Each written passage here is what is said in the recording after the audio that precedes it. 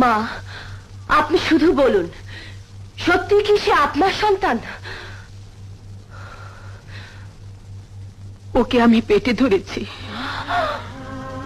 কিন্তু ওকে আমি সন্তান বলে স্বীকার করি না।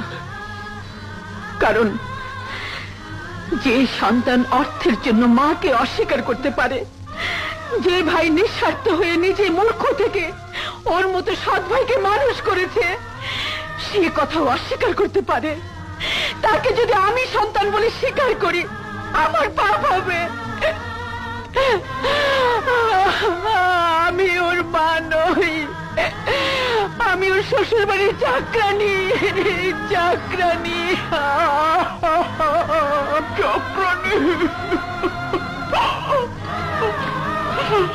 সুজন, তোমার মতো একটা মানুষকে আমি ভালোবেসে ভুল করেছিলাম, বিয়ে করে ভুল করেছিলাম, অন্যায় করেছিলাম। তোমার তোমার মুখ দেখাও পাও, মুখ দেখাও পাও। সুজন, আমি জানতাম না তুমি এত নীচ, এত জঘন্য। যাও, তোমার মার কাছ থেকে ক্ষমা চেয়ে নাও, যাও। মা, আমাকে ক্ষমা করে দাও মা। আমি এত অন্যায় করেছি যে আমি ক্ষমার অযোগ্য, আমি ক্ষমার অযোগ্য মা। তুমি যদি আমাকে ক্ষমা না করো তাহলে কে করবে?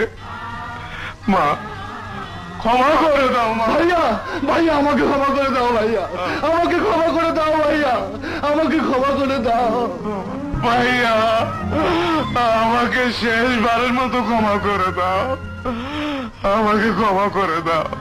তুমি যদি ক্ষমা না করো তাহলে মা আমাকে ক্ষমা করবে না। রতন, ওদের কাছ থেকে সরে আয়, ওদের ছোঁয়া লাগলে তোর পাপ হবে। মা, মা গো, তুমি বলেছিলে আমার হাত পঙ্গু হয়ে যাবে, এই দেখো আমি পঙ্গু হয়ে গেছি মা, আমার হাত পঙ্গু হয়ে গেছে।